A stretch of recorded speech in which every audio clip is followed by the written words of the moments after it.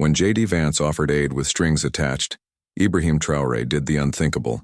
He turned his back and walked away. No begging, no apologies. Just one bold statement. Africa already has everything it needs. What followed shook the room, sparked a movement, and changed the conversation forever.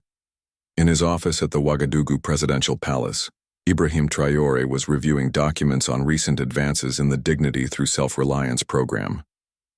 The country had recorded notable economic growth in recent months driven by local initiatives and investments in sustainable technology. However, his concentration was interrupted by the sudden entry of Marie, his personal assistant. "Mr. President," she said, handing him a tablet. "Senator JD Vance is trying to set up a meeting with you. He has sent an official letter." Traoré looked up, surprised. JD Vance, one of the most influential politicians in the United States, was known for his criticism of African development and for defending a paternalistic view of international relations. "What does he want?" asked Traoré, curious. Marie hesitated before responding. "He says he wants to discuss strategic partnerships for Burkina Faso's future, but there is something in the letter that could be problematic." Traoré picked up the tablet and started reading. The letter was polite, but there was evident condescension between the lines. Vance wrote about how Burkina Faso needed smart foreign assistance to overcome its challenges, and mentioned that the U.S. was willing to offer modern solutions for the country's development. Traoré frowned, irritated by the tone of the message. "Marie," he said after a few moments' reflection, "answer politely, but make it clear that we are not interested in conditional aid. Burkina Faso already has everything it needs. Our people, our resources, and our determination." Marie nodded, already preparing the official response. However, she knew that this decision could generate significant diplomatic repercussions. Meanwhile, in the United States, JD Vance was in a meeting with advisors discussing his approach to meeting Traoré. "This young African leader is gaining a lot of visibility," said Vance, adjusting his tie as he read a report on Burkina Faso's achievements. "We need to make sure he understands he can't do everything alone. He needs us." One of the advisors intervened. "Senator, perhaps we should be more cautious. His policies are being widely praised in Africa and even in Europe." Vance nodded confidently. "They're just impressed because they've never seen an African leader refuse help before. When he realizes he can't go on without us, he'll give in." Back in Ouagadougou, Traoré continued his daily routine, visiting rural communities to monitor the progress of local initiatives. During one of these visits, he met Fatou, a young farmer who had benefited from agrarian reform. "Mr. President," she said, holding a basket of freshly picked tomatoes, "thanks to the land we received, I can now feed my family and even sell them at the market." Traoré smiled, moved by the transformation he saw before his eyes. "You are proof that we can build our future alone," he said, "and we're going to show it to the world." Observing the scene, a journalist wrote in his notebook, "Today in Burkina Faso, I saw the future of an Africa that values its history, honors its heroes, and builds bridges of dignity for all." After receiving JD Vance's letter, Ibrahim Traoré decided to respond publicly, but with a message that was clear and firm. He knew this was an opportunity not only to reject conditional aid, but also to reaffirm the principles of sovereignty and self-sufficiency that guided his leadership. The next morning, during a press conference at the presidential palace, Traoré took the stage wearing his traditional Burkina Faso clothes, a clear symbol of his connection to the country's cultural roots. He began his speech calmly but with determination. "Yesterday," he said, looking directly at the audience, "I received a letter from Senator JD Vance of the United States. He offered strategic assistance to Burkina Faso." The room was completely silent, everyone hanging on his words. "However," continued Traoré, "I want to make something very clear. Burkina Faso does not need saviors. We just need respect." The journalists began to murmur among themselves, surprised by the serenity of the response. Traoré raised his hand to ask for silence before continuing. "Our people have faced challenges for centuries," he explained, "and, in every difficult moment, we find ways to move forward. We are not building our future on outside help, but on our own strength, dignity, and determination. He then announced an innovative initiative that would complement land reform, a program called Africa for Africa. The objective was to promote regional partnerships between African countries to share technology, resources, and knowledge without depending on foreign interventions. This program, said Traoré, is not just about politics. It is about proving that we can take care of ourselves, and most importantly, it is about showing the world that Africa does not need to be saved, it needs to be respected. The statement was met with enthusiastic applause by many present, especially local journalists. However, some international correspondents appeared skeptical, questioning the project's viability. Mr. President asked a French reporter, "How does Burkina Faso plan to implement these initiatives without external resources? Isn't it too risky?" Traoré smiled before responding. "Everything we do involves risk," he said, "but the biggest risk would be accepting help that would compromise our dignity. We are betting on the potential of our people, and I know they will not disappoint us." The response was widely publicized on social media, generating intense debates about sovereignty and sustainable development. Hashtags such as "Be Respect for Africa" and "Done on Leadership with Dignity" began to circulate widely, highlighting the importance of public policies centered on local communities. Meanwhile, behind the scenes, Traoré's team was already working to implement the plan. The Minister of Agriculture organized meetings with community leaders to identify areas most in need, while Marie, the social worker who coordinated the efforts, visited villages to listen to farmers' demands. "This is going to change everything," said an elderly farmer during one such visit. "Finally, we will have the chance to farm our own land and feed our families." Marie smiled, moved by people's reactions. She knew that this was more than a political project. It was an opportunity to transform lives. Ibrahim Traoré's firm and eloquent response to Senator JD Vance quickly gained international repercussions. His declaration that Africa already has everything it needs became a widely shared slogan on social media, inspiring debates about sovereignty, self-sufficiency, and the future of international relations. In the United States, reaction to Traoré's speech was mixed. While some Vance supporters continued to defend his paternalistic criticisms, others began to question the traditional approach to outside intervention. During a live interview, a political commentator expressed his admiration for the Burkina president. "Traoré is showing something that many of us have forgotten," said the analyst. "That leadership is not about imposing solutions, but about empowering people to find their own." Meanwhile, in Africa, Traoré's stance was widely celebrated. Leaders from other countries began to adopt similar initiatives, adapting them to their local realities. In Nigeria, for example, a group of young people launched a campaign called "Value Your People," raising funds to help rural communities develop sustainable projects. Back in Burkina Faso, Traoré continued to receive reports on the progress of the Africa for Africa program. In a small rural village, he met a woman named Fatou, who had benefited from the initiative. She was teaching carpentry to other women in the area. "Before, I could barely feed my children," she said during an interview with a local broadcaster. "Now I'm helping other women build a better future. It's all thanks to President Traoré."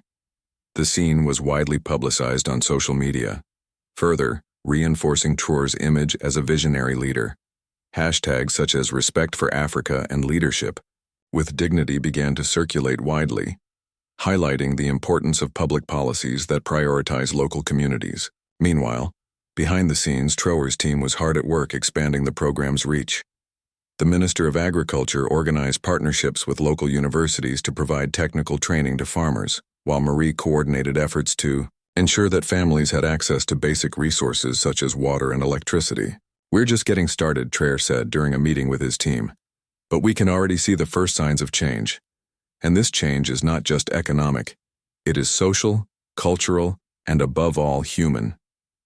Observing the scene, a journalist wrote in his notebook, "Today in Burkina Faso, I saw the future of an Africa that values its history, honors its heroes, and builds bridges of dignity for all." As Ibrahim Traoré's efforts continued to transform Burkina Faso, Senator JD Vance decided to intensify his approach. He announced that he would visit the country in person to better understand local initiatives. The news reached Traoré's office like lightning from a clear sky. "Mr. President," said Marie, handing him the updated agenda. "Senator Vance will be in Ouagadougou next week. He has requested an official meeting." Traoré frowned, surprised by the American politician's insistence. "He really believes he can convince us of something we've already refused," he murmured, shaking his head. "What should we do?" Marie asked, worried. "We will welcome you," replied Traoré after a few seconds of reflection. "But we are not going to change our position. He needs to see with his own eyes what we are building here." The following week, JD Vance landed in Ouagadougou, accompanied by a team of American advisors and journalists. He was met at the airport by a small group including Marie and other Burkina government representatives. Notably, Traoré was not present. "The president is busy overseeing local initiatives," Marie explained politely. He asked the senator to meet him directly. "In the communities where our work is being done," Vance hesitated, clearly uncomfortable with the lack of formalities. However, he accepted the suggestion, intrigued to see what Traoré was promoting. The next day, Vance was taken to a rural village where farmers benefiting from land reform were harvesting their first crops. He watched as children ran through the fields holding baskets of fresh vegetables and fruits. A young farmer named Amadou approached him smiling. Before, Amadou said in basic English, "We didn't have land. Now we have food for our families and we even sell it at the market." Vance nodded, visibly impressed but still skeptical. "That's impressive," he admitted. "But don't you need modern technology, external investment?" Amadou laughed as if the question was almost naive. "Technology comes with time," he replied. "First, we need the land. Now we are ready to learn more." Later, Vance visited a local school where children were learning basic programming using laptops provided by the Africa for Africa program. A girl named Fatou introduced him to a simple app she had developed to help farmers monitor the weather. "That's amazing," said Vance, genuinely surprised. "Who taught you to do that?" "Our teacher," replied Fatou proudly. "He says we can solve our own problems." At the end of the day, Vance finally met with Ibrahim Traoré in a central square in the village. Traoré was surrounded by residents chatting excitedly about the program's next steps. When he saw Vance, he slowly walked towards him. "Senator Vance," said Traoré, extending his hand, "I hope you have seen enough to understand our point of view." Vance hesitated before responding. "President Traoré," he said, his voice softer than usual, I underestimated your people. You are doing something extraordinary here." Traoré smiled but maintained his firm stance. "We're doing nothing but trusting in our own potential, and that's what we hope the world understands." Fatou walked slowly towards the Innovation Center, his heart filled with conflicting emotions. She had traveled hours from Bobo Dioulasso, carrying with her not only her suitcase but also the memories of her mother Marie, who always dreamed of seeing her daughter achieve something greater. Upon arriving, she found a scene she had never imagined. A crowd gathered to celebrate the advances of the Dignity Through Self-Sufficiency program. Marie was there, just as Traoré had described, tears streaming down her face as she coordinated the final details of the ceremony. Malik, the boy who had once fought a fever in a makeshift hospital, now wore a new sweater and smiled beside her, holding a board with photos of local initiatives.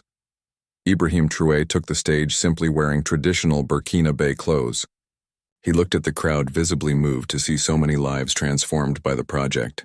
"Today," he said, his voice thick with emotion, "we are not here just to celebrate numbers or public policies. We are here to honor those who built this country with their hands and minds. You are the true pillars of Burkina Faso." He then addressed JD Vance directly, even though he knew the U.S. Senator was not present.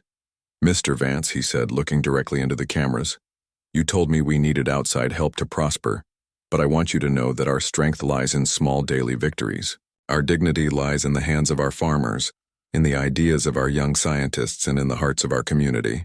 The audience applauded warmly as images of flourishing farmers, children studying in renovated schools, and young scientists developing innovative solutions were projected on the screen. Fatou was invited on stage to speak. She hesitated for a moment before finding the courage. "My mother always taught me that we should fight for our dreams," she said, holding an old book that had belonged to her mother. Inside it, a simple sentence was written: "Knowledge is the greatest inheritance we can leave." Traoré smiled, deeply touched by the message. "You are proof that we can build our future alone," he said, "and we're going to show it to the world." Observing the scene, a journalist wrote in his notebook, "Today in Burkina Faso, I saw the future of a new Africa that values its history, honors its heroes, and builds bridges of dignity for all." Meanwhile, in the United States, JD Vance watched the live broadcast with growing, if reluctant, admiration. During a live interview, he was asked again about Traoré. "This guy is something special," admitted Vance, surprising the audience. "He's proving he can do things on his own. Maybe I underestimated him." Vance's statement was widely publicized, further reinforcing the message that acts of kindness and genuine leadership can unite people from different parts of the world.